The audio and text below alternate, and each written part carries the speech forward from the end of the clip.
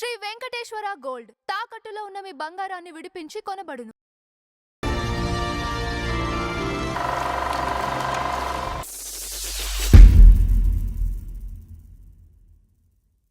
నమస్కారం నందహరిచంద్ర గారు. నమస్కారం అంజబాబు గారు. ఈ రోజు మన ఫ్లాష్ బ్యాగ్ లో తోట గోవిందమ్మ గారి గురించి మాట్లాడుకుందాం. తోట గోవిందమ్మ అంటే టీజీ కమలాదేవి. టీజీ కమలాదేవి తోట గోవిందమ్మ అని చాలా తేలిగ్గా తీసేస్తున్నారు కానండి, ఆవిడ సాధించిన విజయం చూస్తే మనం చాలా అబ్బురపడతాం, ఆశ్చర్యపోతాం.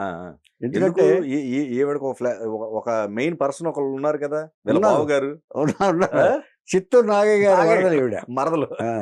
ఎంచేతంటే ఈవిడికి ముగ్గురు ఆడపిల్లలు ఉంటే ఈ అక్క జయమ్మ నాగయ్య గారి భార్య, చిత్తూరు నాగయ్య గారి భార్య. రక్తపోతన గారు సంగీత విద్వాంసుడు ఆయన, మొదటి హీరోలు ఒకళ్ళు ఆయన. ఏమండి ఆ రిలేషన్స్ తోనే ఈవిడికి సినిమా మీద ఇంట్రెస్ట్ వచ్చింది. ఈవిడ గాయని, dubbing artist. Padmini, B Sarojadevi వీళ్ళందరికీ ఈవిడే చెప్పేది. ఏమండి సీతారామ కళ్యాణంలో గీతాంజలికి ఈవిడే చెప్పింది డబ్బింగ్. ఆ వాయిస్ ఈవిడదే, టీజీ కమలాదేవి గారిది. అప్పుడు గుర్తొస్తుంది. గీతాంజలి సీతకి వాయిస్ ఇచ్చారు. పద్మిని, బి సరోజాదేవి ఏ సినిమాలు చేసిన డబ్బింగ్ సినిమాలు ఈవిడే వాయిస్ ఇచ్చేది. తర్వాత పాతాళ భైరవిలో ఒక పాట కూడా పాడారు ఈవిడ. ఏమండి ఈవిడ విశేషం ఏంటంటే, మనకి ఏది చేయాలనుకున్నా కూడా ఎవరైనా ఏదైనా తలుచుకుంటే ఏదైనా చేయగలరు అనుకోవాలి. కాదండి, అప్పట్లోనే ఈ ఓన్ వాయిస్ ఉండేది కాదు, అయితే ఇట్లాగా చెప్పించేవాళ్ళు అప్పట్లోనే ఉండేది కాదు కదా. తమిళ పిక్చర్ నుంచి డబ్బింగ్ కదండి. ఇదే గీతాంజలి గారు అంటే తడబడతారని, కొత్త వాళ్ళని చెప్పి, గీతాంజలి ఫస్ట్ పిక్చర్ కదా అది. తడబడతారని ఆవిడ వాయిస్ కి మెచ్యూరిటీ కావాలి, అందుకని చెప్పించేవాళ్ళు. ఎవరన్నా కొంచెం డబ్బింగ్ చెప్పలేకపోతే ముందు వాళ్ళతో చెప్పించి వీళ్ళకి అలవాటు పడాలి కదా. అప్పుడే ఇండస్ట్రీగా వచ్చిన వాళ్ళు, కొత్త వాళ్ళు భయపడతారు. దాంట్లో ఎక్స్ప్రెషన్ రాదు, కావాల్సిన ఇది రాదు.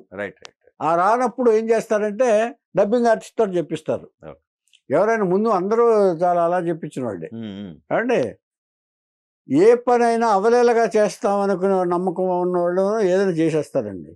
తర్వాత ఈ పని వీళ్ళే చేస్తారని అనుకోవడానికి లేదు, మనం తలుచుకుంటే మనం చేయగలం. అలాగే ఒక నానుడు ఉంది మనకి, మగవాళ్ళు ఈ పనులు చేస్తారు, ఆడవాళ్ళు ఈ పనులు చేస్తారు అనేది. కానీ ఆడవాళ్ళు కూడా ఏ పనైనా చేయగలరని నిరూపించిన వాళ్ళు తోట గోవిందమ్మ గారు. అది ఎందుకు ఆ పేరు కదా, ఇంకో ఇప్పుడు తెలిసిన పేరే మాట్లాడుకోవాలి మనం, అంతే కదా. ఇప్పుడు టీజీ కమలాదేవి గారు అంతే. అంటే ఈవిడ బావగారు ఆయన కాబట్టి మద్రాసు వచ్చారు. ఈవిడ రాయలసీమకు చెందినవారు ఆవిడ. చిత్తూరు నాగయ్య గారు కూడా అక్కడే కదా. అందుకని అలాగే ఈవిడ కృష్ణస్వామి నాయుడు గారు, లక్ష్మమ్మ దంపతులు కార్వేటి నగరంలో 1930 డిసెంబర్ 29వ తేదీన ముగ్గురు ఆడపిల్లల్లో ఒక ఆడపిల్లగా జన్మించారు ఈవిడ, టీజీ కమలాదేవి. తోట గోవిందమ్మ, తోట కృష్ణస్వామి నాయుడు ఆయన పేరు. ఏమంటే తోట గోవిందమ్మ ఈవిడ పేరు. తర్వాత 90 అయిన తర్వాత ఈ నాగయ్య గారికి ఇచ్చి పెళ్లి చేశారు ఒక అమ్మాయిని, జయమ్మ గారిని, సిస్టర్ని. ఆ నాగయ్య గారు పెళ్లి చేసిన తర్వాత దాంతో కొంచెం ఈవిడికి కూడా బావగారితో మంచి నటుడు కదా అని ఈవిడికి ఇంట్రెస్ట్ కలిగింది. కొంచెం ఇంట్రెస్ట్ కలిగిన తర్వాత ఇక్కడ మెడ్రాసు.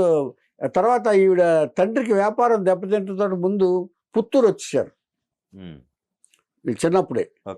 అక్కడే 8వ తరగతి వరకు చదివించి ఆవిడ అన్నీ నేర్చుకున్నారు, సంగీతాలు అన్నీ నేర్చుకున్నారు అక్కడే. అయిన తర్వాత అక్కడ ఏం చేశారంటే చిన్నతనంలో పెళ్లి చేయటం అలవాటు అక్కడ. ఆ అలవాటుతోటి ఆవుల చంద్రబాబు అనే వ్యక్తితో పెళ్లి చేశారు. ఆవుల చంద్రబాబు అనే వ్యక్తితోటి పెళ్లి జరిగింది. పెళ్లి జరిగిన తర్వాత ఏం చేశారంటే ఆవిడ మెడ్రాస్ వచ్చేసారు. మెడ్రాస్ వచ్చి బావగారి దీంతో సినిమాల్లో ప్రయత్నానికి ఇచ్చేశారు ఆవిడ. అంటే నాగయ్య గారే చెప్పారు ఆయన. నాగయ్య గారు పరిచయం చేశారు అందరికీ. ఎవరికి? బిఎన్ రెడ్డి గారికి వాహిని స్టూడియోకి తీసుకెళ్ళి, వాహినిలో భక్తపోతన చేశారు కదా ఆయన. వాహిని స్టూడియోలో బాగా పరిచయాలు ఉండటం వల్ల బిఎన్ రెడ్డి గారికి, కేవీ రెడ్డి గారికి అందరికీ పరిచయం చేశారు. అప్పుడు ఈవిడ సంగీత జ్ఞానం ఉంది కాబట్టి అక్కడ పాతాళ భైరవిలో ఒక పాట కూడా పాడించారు ఆవిడ. అలాగా వరుసగా చేస్తున్నారు ఆవిడ. సినిమా ఇండస్ట్రీకి రాకముందు ఈవిడ సంగీతం అంటే ఇష్టం ఉందని గ్రహించిన తండ్రి ఏం చేశాడంటే చెంచురామయ్య అనే సంగీత విద్వాంసుల దగ్గర సంగీతం నేర్పించారు ఫస్ట్. సంగీతం నేర్పించిన తర్వాత ఈ 100 కృతులు, తర్వాత కచేరీలు చేయించడం అన్నీ చేయించిన తర్వాత నాటకాల్లో కూడా వేషాలు వేయటం కాకుండా ఈ గ్రామ్ఫోన్ రికార్డులు కూడా ఇచ్చారు ఆయన. ఈవిడ గ్రామ్ఫోన్ రికార్డులు ఇచ్చారు, లవకుశ అనేది ఇచ్చారు. తర్వాత గాలివాన అనే నాటకం వేస్తే తర్వాత ఆంధ్ర నాటక కళా ప్రపూర్ణ అని చెప్పి ఈవిడికి బిరుదు కూడా వచ్చింది ఈ నాటకాల వీటిల్లో. ఆత్రేయ గారి పరివర్తన, ఈ డ్రామాలన్నీ వేశారు ఆయన. తర్వాత అమెరికన్ స్కూల్లో చదివేటప్పుడు, అమెరికన్ స్కూల్లో కూడా చదివారు అక్కడ ఆవిడ, పుత్తూరు ఇది వచ్చిన తర్వాత. ఆ చదివేటప్పుడు ఆ రుక్సానా, అలెగ్జాండర్ నాటకంలో రుక్సానా అనే పాత్రను వేశారు ఈవిడ.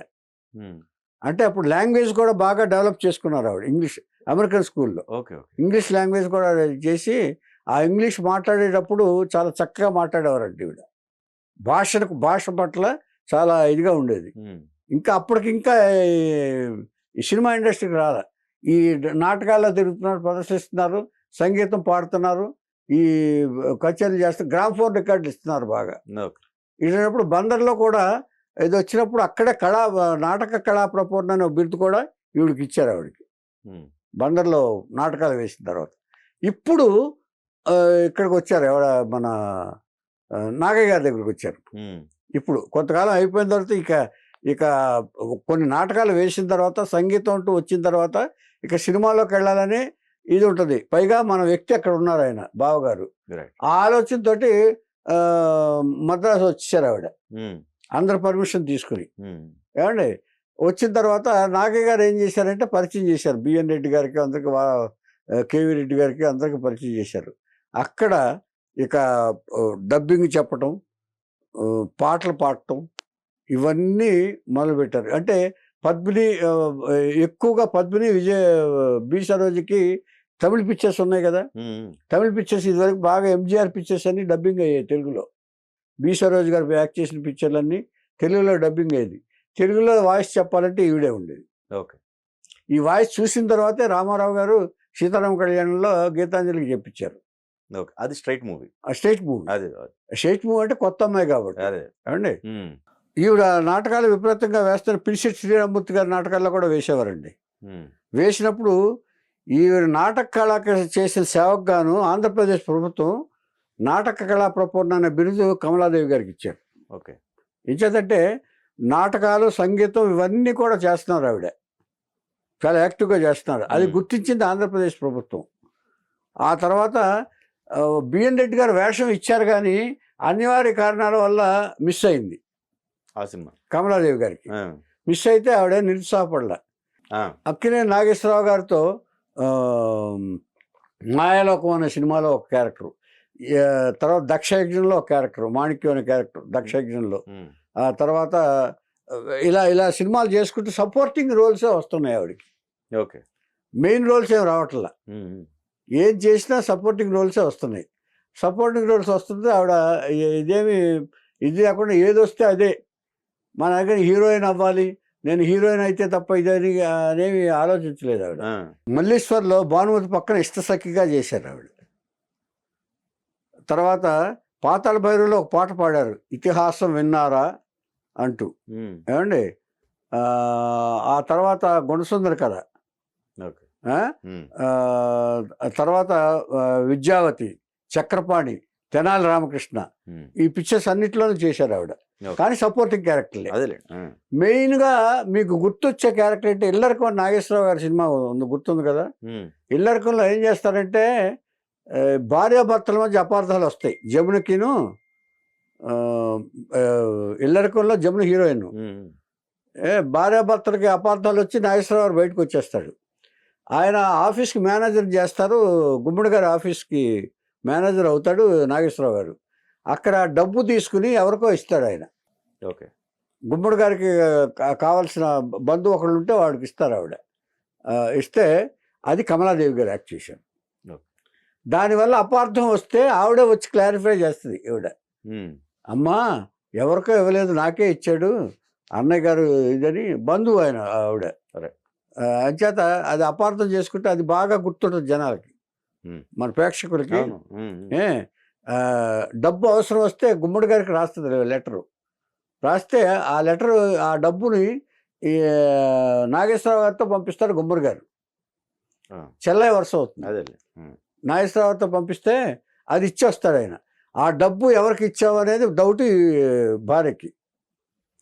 అక్కడ మంచి పండిన క్యారెక్టర్. ఆ తర్వాత ఆవిడ వచ్చి అమ్మ నాకు ఇచ్చారమ్మ అని చెప్పి క్లారిఫై చేస్తే తప్ప క్లారిటీ అవ్వాల అక్కడ. ఓకే. అది ఒక మంచి సీను. ఏమండి ఇలా చేస్తున్నప్పుడు ఈ ఇక ఇలాంటి వరుస సినిమాలు చేస్తూ దాదాపుగా 70 సినిమాల్లో సపోర్టింగ్ క్యారెక్టర్ చేస్తూ, ఎన్నో సినిమాలకు డబ్బింగ్ చెప్తూ, కొన్ని సినిమాలకు పాటలు పాడుతూ ఇలాగా కాలక్షేపం చేశారు ఈవిడ. కానీ 70 సినిమాలు చేశారు. 70 సినిమా సపోర్టింగ్ క్యారెక్టర్స్. విద్యావతిని, పాత సినిమాలు మన దీనికి లేదు, నాగయ్య గారికి లేవన్నీ అది చేశారు. చాలా బాగుండేది ఆవిడ వాచకం కానీ వాడిది కానీ చేశాను, నేను చూశాను అవన్నీ. ఈ సినిమాలు చెప్పుకోదగిన సినిమాలు ఏంటంటే పెద్ద ఆర్టిస్టులతోనే వేశారు.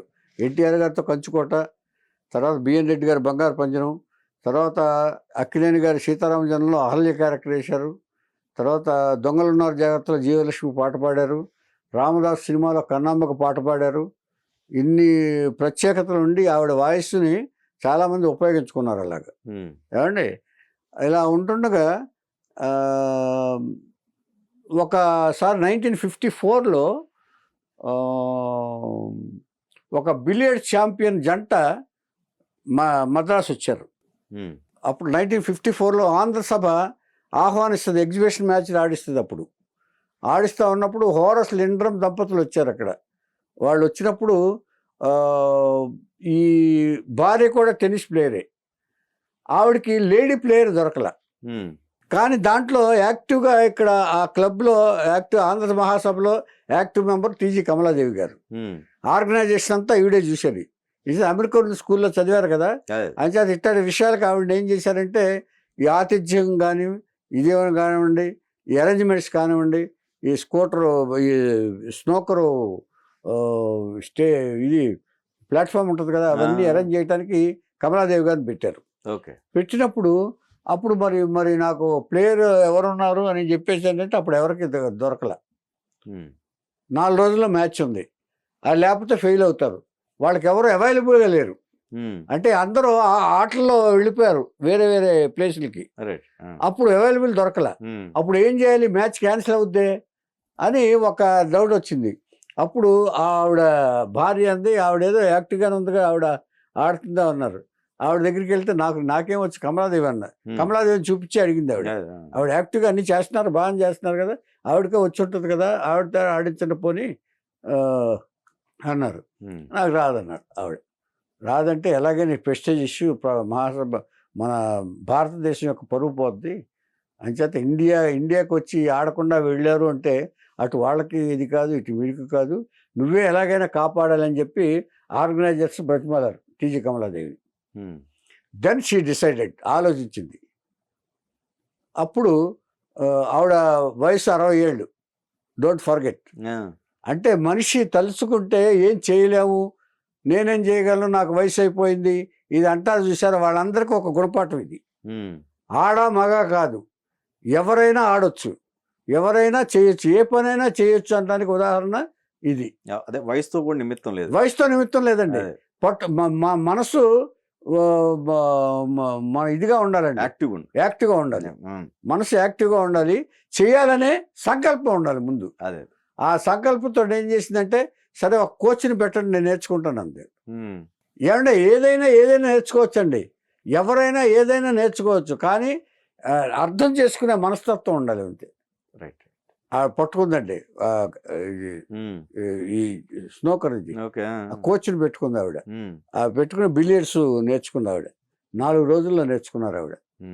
4లో నేర్చుకుని అసలు ఆ హోరస్ లిండ్రమ్ తోటి భార్యతో ఆడేటప్పటికి ఆవిడ ఆశ్చర్యపోయింది.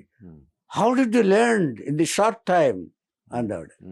ఏముందండి, మీరు వచ్చారు, మీరు ఎలాగైనా మీతో ఆడాలనే పట్టుదల నాతో ఇంత నేర్చుకునేలా చేసింది అని చెప్పేసి.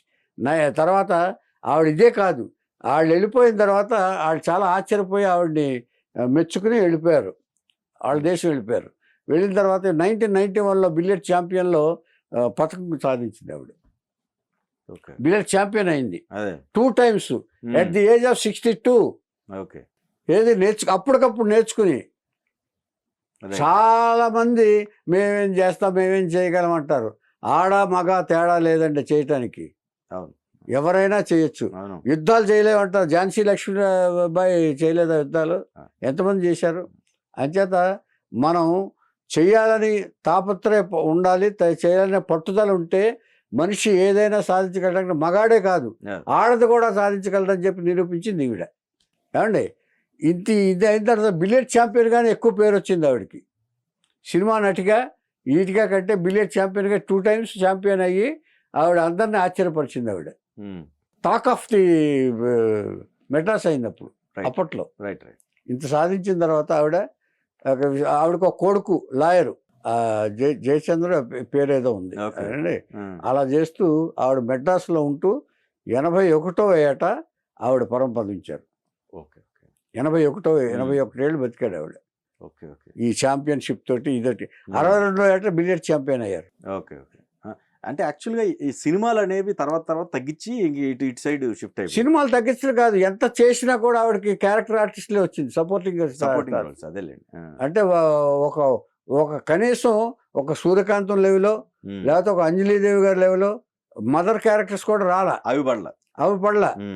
ఏదన్నా ఒక క్యారెక్టర్, ఒక 2-3 సీన్లు క్యారెక్టర్ ఉందనుకోండి, అట్టాటి వచ్చాయి. ఆవిడ ఎప్పుడు గుర్తించలా నటిగా. డబ్బింగ్ ఆర్టిస్ట్గా ఓకే, కానీ సపోర్టింగ్ రోల్స్లో మేజర్ క్యారెక్టర్, ఒక మదర్ క్యారెక్టరు, లేకపోతే ఒక అక్క క్యారెక్టరు, ఒక సినిమా అంతా ఉండే క్యారెక్టర్ రాలా. అక్కడక్కడ కనిపించే క్యారెక్టర్ వచ్చేటప్పటికి ఆవిడకి సినిమా మీద ఇది లేదు. ఏంటంటే నాగయ్య గారు ఎంత చెప్పినా కూడా, నాగయ్య గారి కోసం కొన్ని సినిమాలు ఇచ్చారు, కానీ అలాగే 70 సినిమాలు వేసిన తర్వాత ఆవిడకి ఈ బిలియర్డ్ ఛాంపియన్గా పేరు వచ్చింది బాగా. ఇది మనం ఈవిడ జీవితంలో చెప్పుకోదగిన అంశం.